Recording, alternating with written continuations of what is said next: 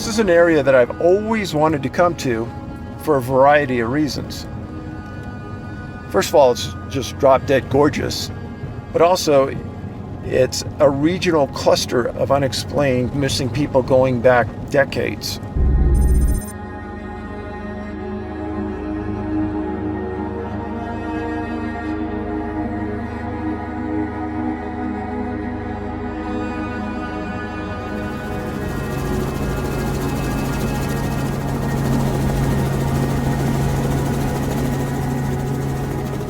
This is one of those clusters of the 59 I've documented that really has had intrigue to me over the years.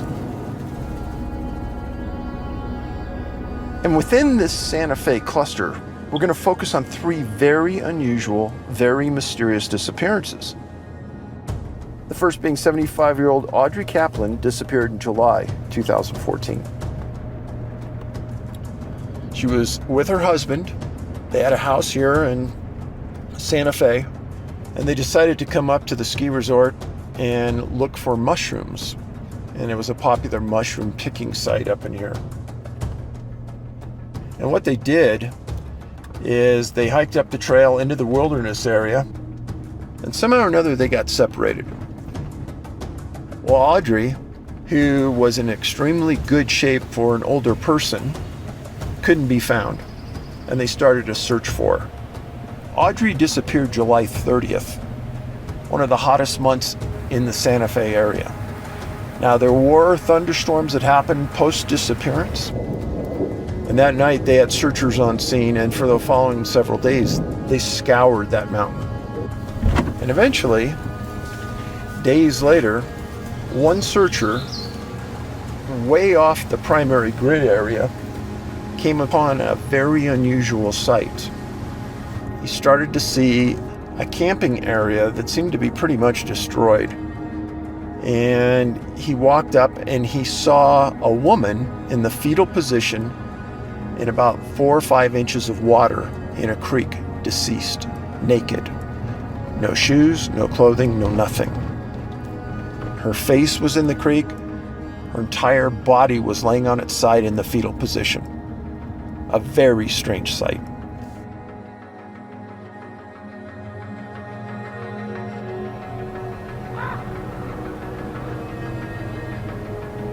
And the coroner made a determination that was even more unusual than the sight in the creek.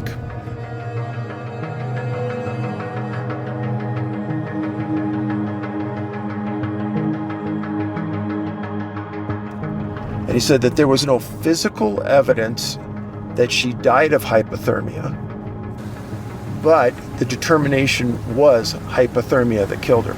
Now, I've read that report 20 times. It makes no sense. She had no distinct injuries to her body, that there was no physical symptoms of hypothermia. He also stated that in his report, her face wasn't in the water. And the crime scene photos clearly show Audrey was completely in that creek.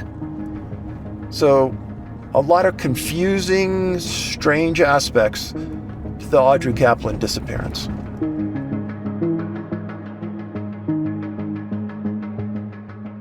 The second story that involves this exact area, and that's 61-year-old Mel Nadell, who disappeared up in the wilderness, went up to Elk Mountain in the Santa Fe National Forest, elk hunting.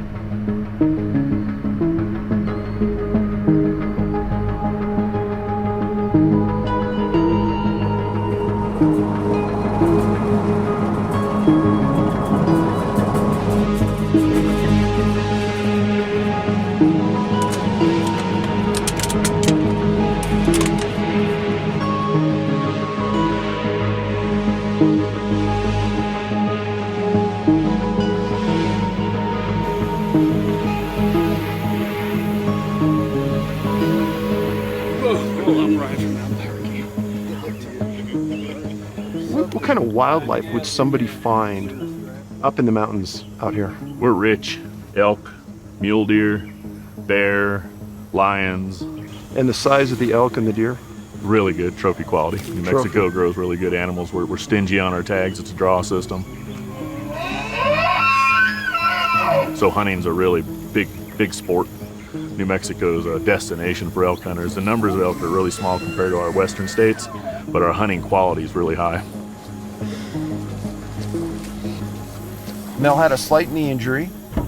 He had stepped in a gopher hole while target practicing a day or two prior.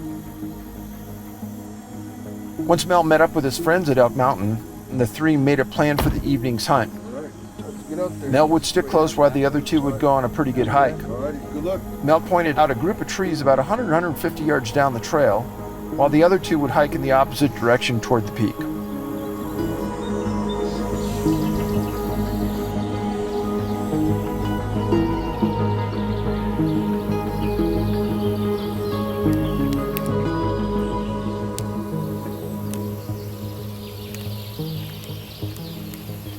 Did you expect him to come home that night? No. The following morning he said he's coming back. So he's going to camp up there? Yes. Spend the night? Yeah. And he's done that before? Yes. Did Mel ever jog or walk long distances? No. So if Mel saw an elk, he's not going to walk 3 miles? No. He won't do it? He doesn't like to walk. So knowing that, then that really puts confinement Yeah. on where he would have been. Yeah.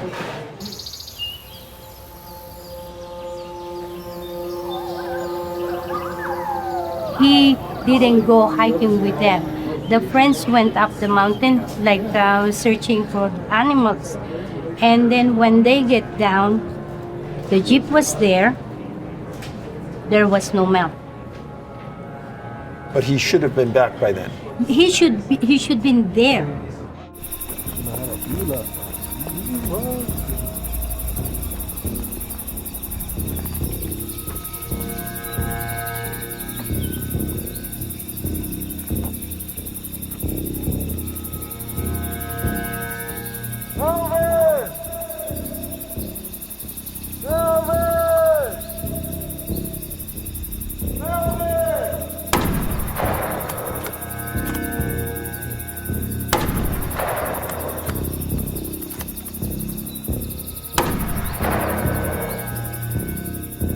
Eventually, another hunter came along with a satellite phone. They called search and rescue. They responded with canines, ground teams, and the canines tracked right to the spot where everyone expected Mel to be at his blind.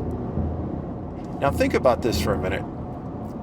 If Mel had wandered, maybe shot an elk and traveled to look for it, his tracks and his scent would be past that point, but they weren't. And Mel was carrying a bow. He was carrying a firearm. Where are those items? When he went out hunting, he had a pistol. And he was carrying it when he was, and we never find it. Never found the bow? No. Did they ever find anything? No. Never found anything. That So- is the bizarre stuff. How can you if you get lost, isn't it's gonna get heavy to hold on to all of it? There's nothing. Shoes and like one of the arrow will fall or the bow has to drop because those are heavy. Nothing. Did the search and rescue people say that was odd? Everybody said it was odd. There's nothing. A shred of clothing, nothing. If he was kind of attacked by a bear, there's no shred of clothing anywhere.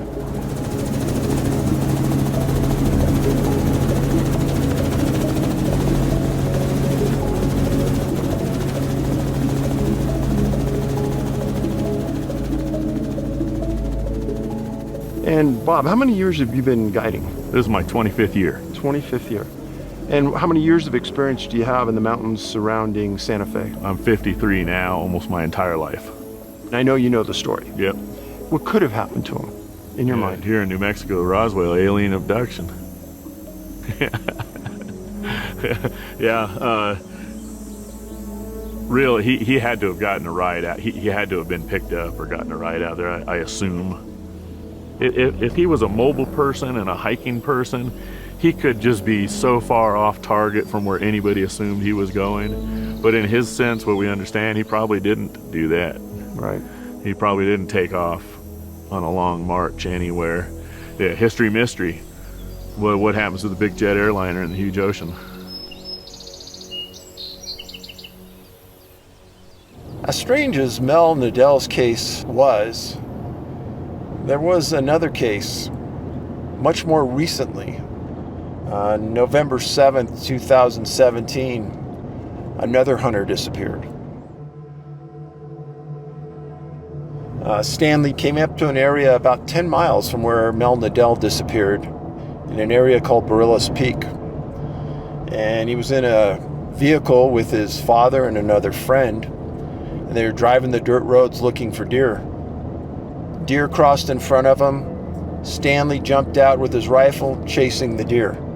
And just as he was chasing the deer, fog and heavy rain simultaneously hit that area where he disappeared into.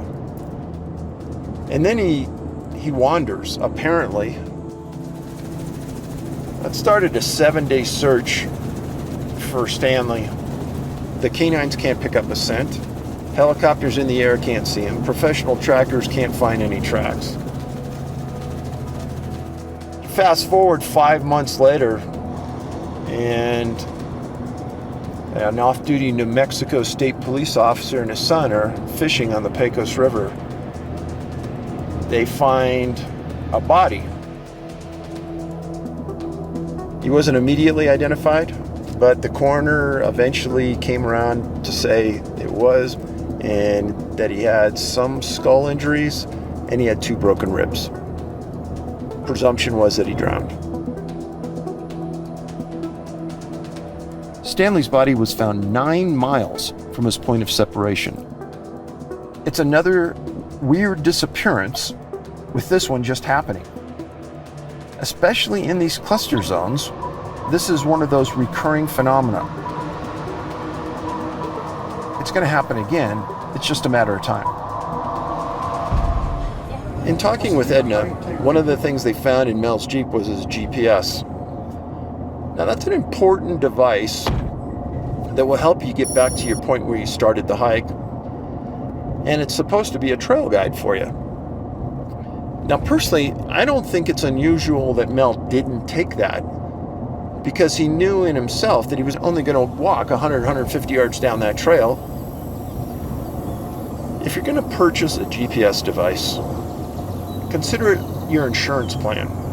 And this is an example of why you should always carry that insurance plan with you whenever you go into the wilderness, hiking, hunting, or sightseeing. We're paid to hunt for a 5-day period, so we make sure people pack the right gear to be able to stay in the field all 5 days, to therefore increase their odds the highest possible.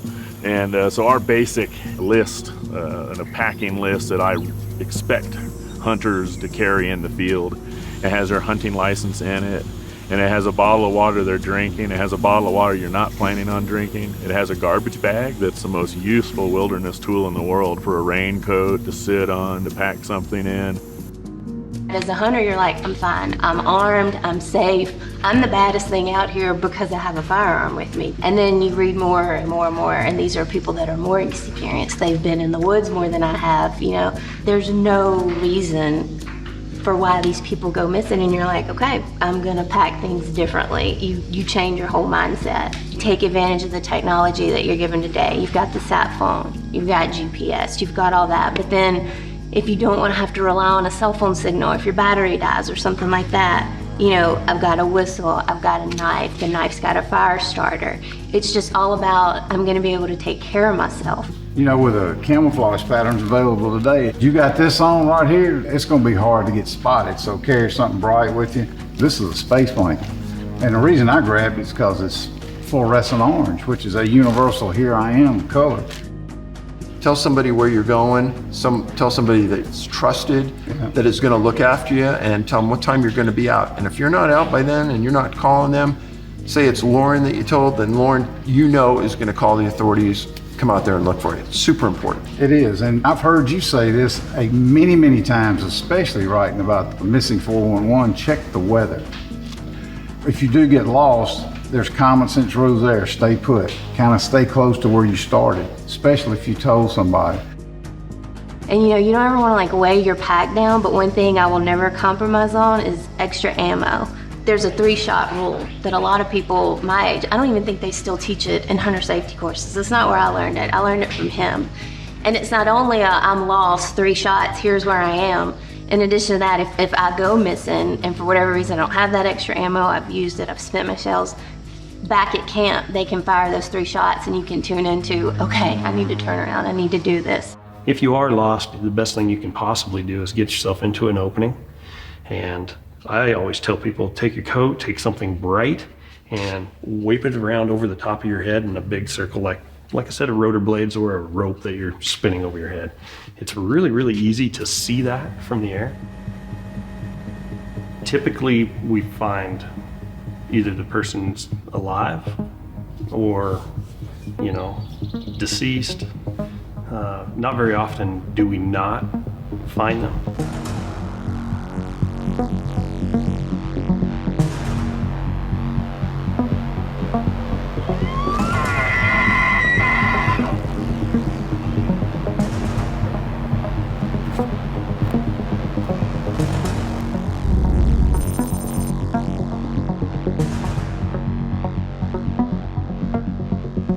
Crazy Mountains are a geological upthrust that is 300 million years younger than the Rocky Mountain Range.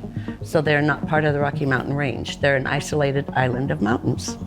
If you're in the Crazies, I don't care where you're at in the Crazies, if you follow a stream down, you're going to be somewhere soon, no matter where you are in these mountains. Because they're just an island chain of mountains. There are several versions of why the Crazy Mountains are called crazy. The one I believe is it's a curse from the Crow Indians, because this used to be Crow Reservation, and when they were moved off the land, the Crow Indians supposedly put a curse on the Crazy Mountains for the wind to blow and drive the white man crazy.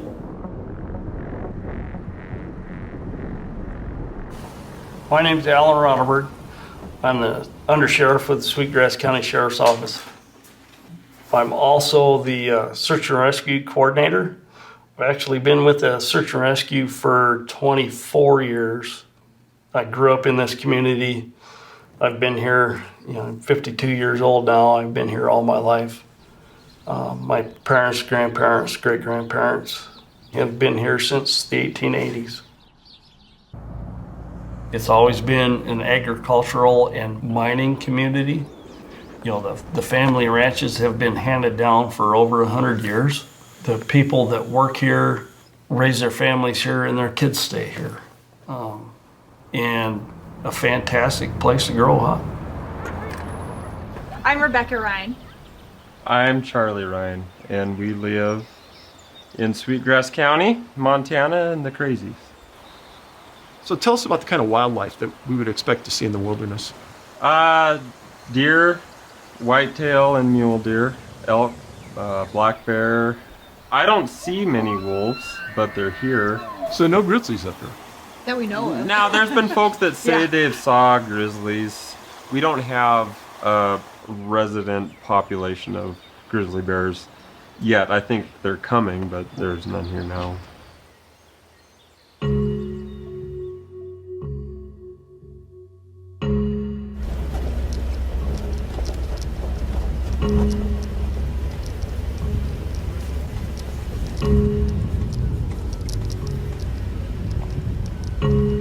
The Crazies themselves are unique. They are the youngest mountain range in the country.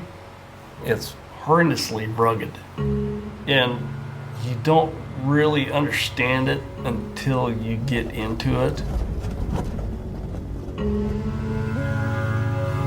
Put this on that side of you. They're calling him Zenith.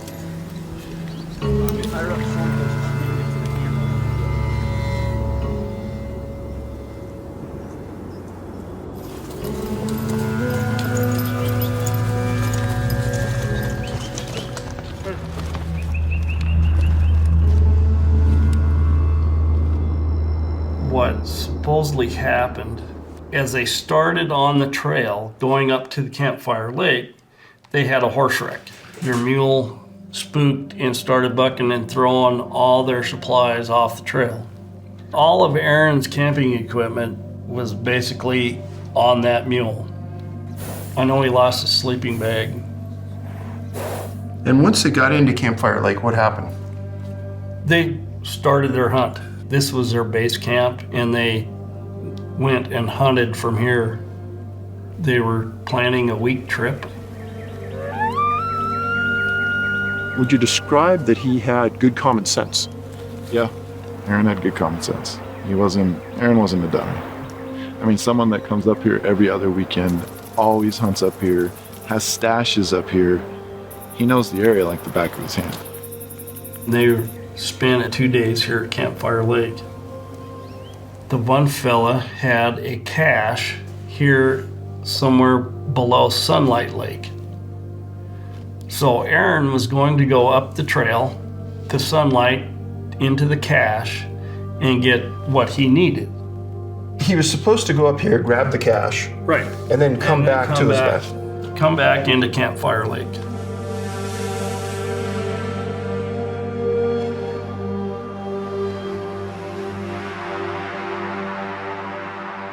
Later that day, they had called Aaron on the radio. In a walkie-talkie? This radio, yeah, a walkie-talkie. I think it was a Garmin Rhino is what they call them. And on that Rhino, there's an LED screen, and it also gives the GPS position of the person that's talking, as well as their position, back and forth.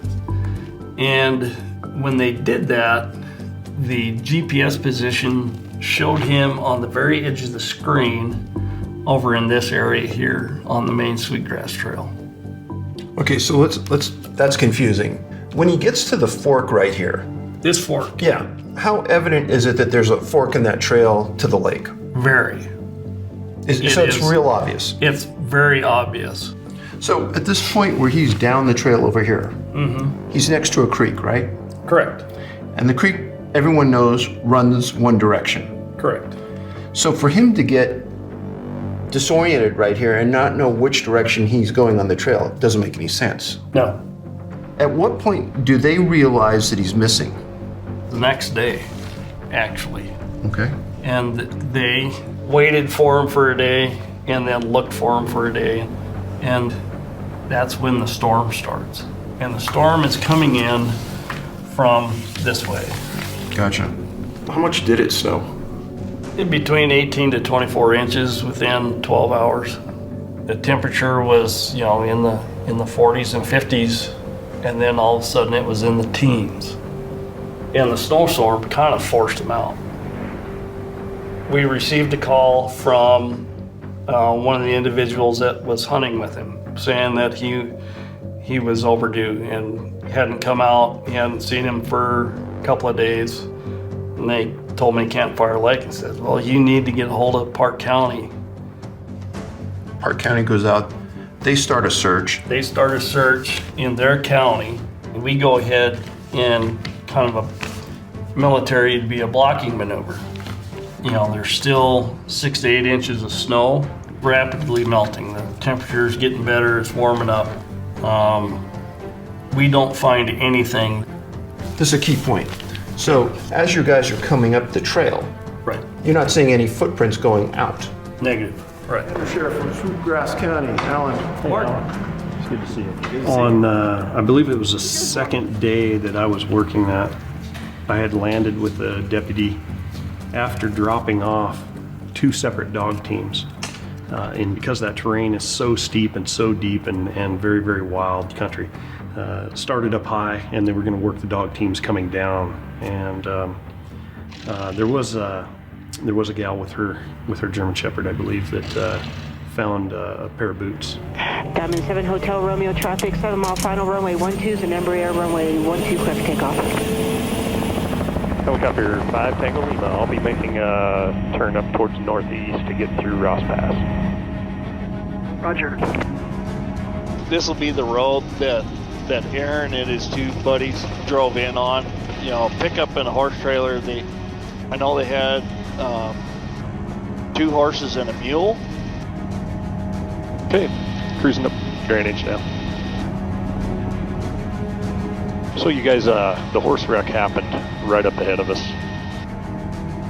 So the trail's over here on this right side. On the right. Stays on this bench here for a while. You'll get glimpses of it whenever we go through a meadow.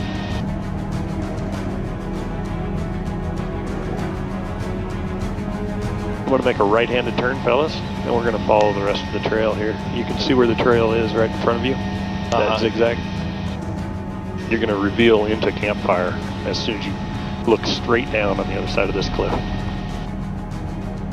Their base camp, they're basing out of Campfire Lake.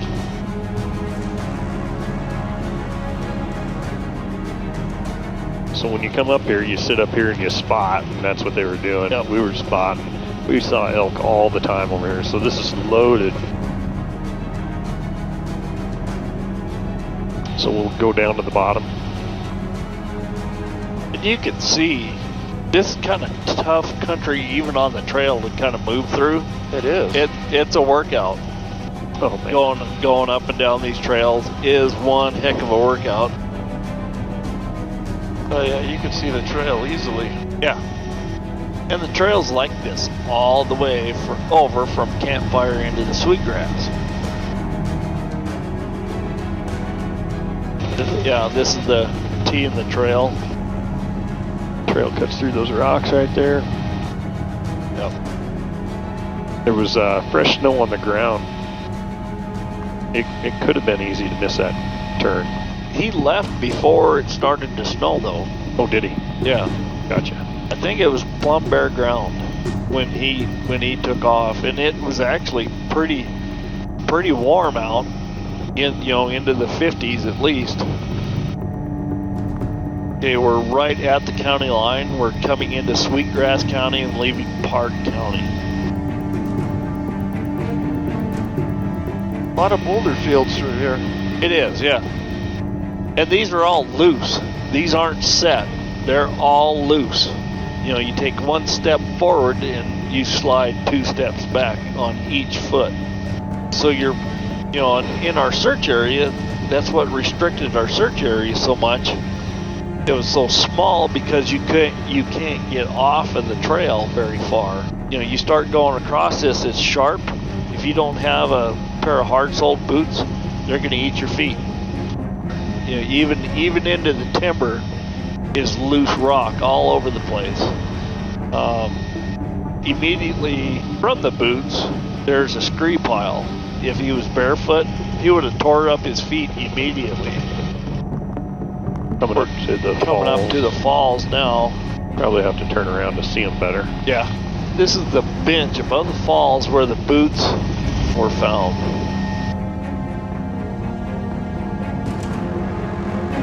And this bench is nice and subtle. It's kind of protected. I'll walk that way to the And you're limited where you can go. That was right there. Yeah, it was right under them bushy trees, the actually. little bushy trees, yeah. Right in here. Close to the creek. There are ways down into the creek that you can do it. And especially underneath the falls here, you can get into this creek. And when we searched this entire flat. After we found the boots, we picked through this like nobody's business. I had a bunch of people, and it was like a type 3 search is what we did. So we had evidence here. At the falls, we find, there's a pair of boots, set purposely, side by side. Next to that is basically a water bladder out of like a camelback water bladder. Just off the trail there is a fire pit. And in that fire pit was a partially burnt cigarette container that we knew that was Aaron's brand. Also in the immediate vicinity are fire bundle, partially burnt.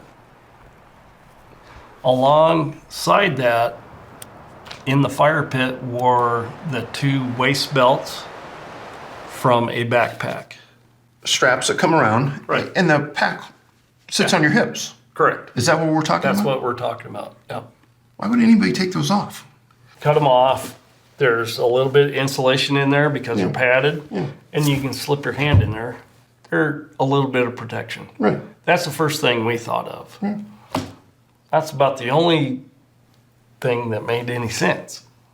Why a person would take that waist belt off. That must have been a little confusing to the searchers. Absolutely. Plus, I'll throw another little bit of wrinkle in there. They were up in the same spot a day or 2 days before and never saw those items, never come across those items. Same spot. Same people, same spot. And they said that they never saw those boots. They never saw any of that. How's that possible? I don't know. These are seasoned guys. They do good at their job. They're SARTEC 2 rated through NASAR. They know what the heck they're doing. When they see the waist belt cut off and then the items laid out, it's starting to look like hypothermia. If you look at evidence from hypothermia cases in the wild or in remote areas, this is kind of the behavior that you see. So I narrow my search both sides of the creek all the way as far up onto the slope as I can get, because we didn't think if he was bad enough that he was setting stuff, he wasn't going to get very far. So somebody who's that hypothermic isn't going to go far? You wouldn't think so, no. So the area east of the falls, you guys covered that pretty thick. Oh yeah, yeah. We turned over everything. And you're a former canine handler. Correct. So did the dogs hit on anything? No. Nothing? Nothing.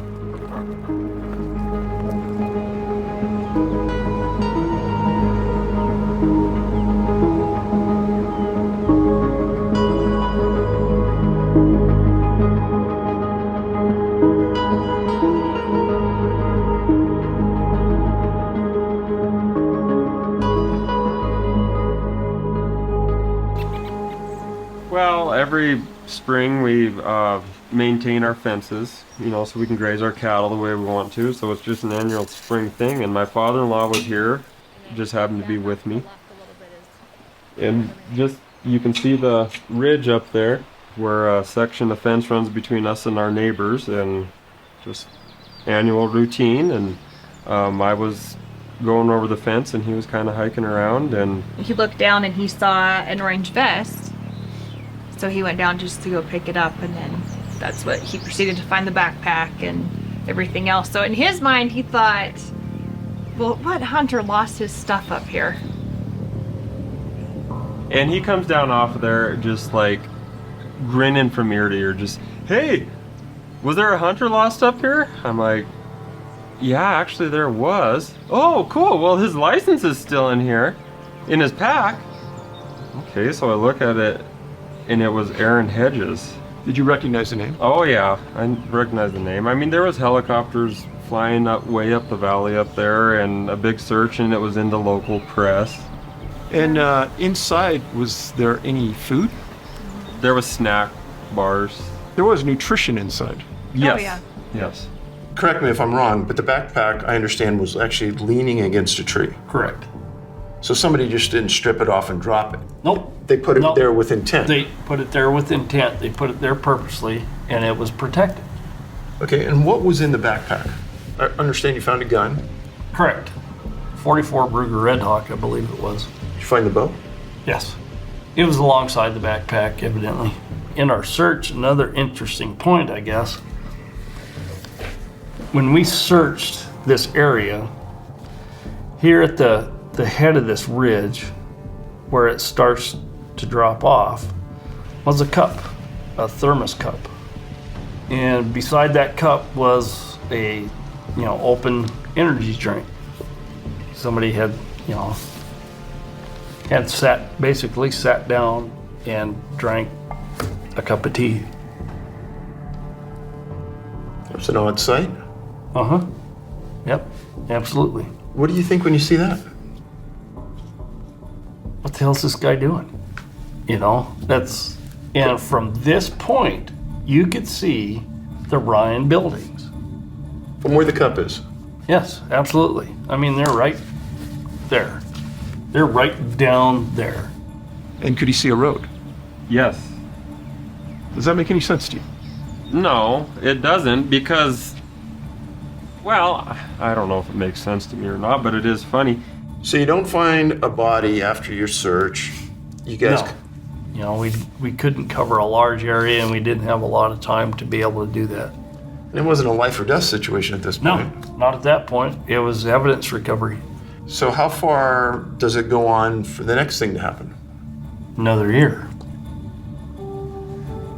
Off of the Sweetgrass Ranch, which is a dude ranch, they have a dude ride. A string of dudes, guests at the ranch, were on this ride.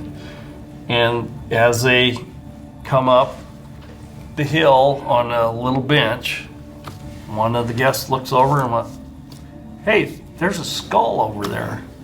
And lo and behold, there's a human skull underneath the tree. I mean, just pretty as a picture, bright as a penny, underneath a dead tree. You go back out? Sure do. And what do you find? We find the skull and the remains, and where we find that is right here. We did find the pelvis and one femur on a cow trail, partially buried. I did find Aaron's cell phone, a jacket, like what you're wearing, a thin jacket. Any pants? Pants? No. I don't believe we found any pants. I can't remember. Socks? No, because we didn't find any feet. No feet? Right. Did any of his bones appear to be broken, like the femurs? No. Did the coroner come up with any cause of death? No.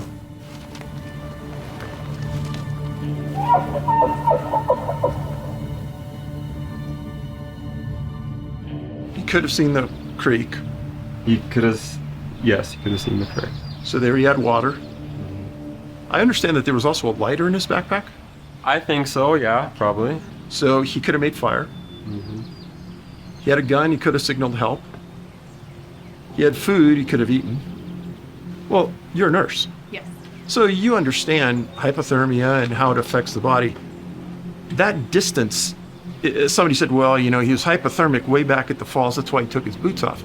Okay, great, if you're hypothermic then, how in the heck are you gonna make it all that distance? And that's the other thing. If he was hypothermic, why didn't he drop his bow? Why was he still packing that? That's a heavy thing to be packing, your backpack. Mm-hmm. This all doesn't add up to me. Nope. Does it add up to you in any way? No. No, and you go through your lost person behavior, your behavior as exposure takes a hold of you, and it just, none of it makes any sense. There's two things that bother me most about the Hedges case. First, I'd like to know what caused Aaron to change course so drastically.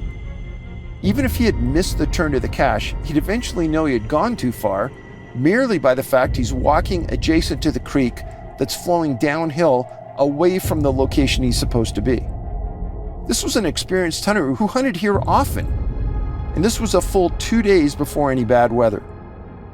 The second major issue is his body being found 6 miles from the falls. where he apparently shed his boots under the theory of extreme hypothermia.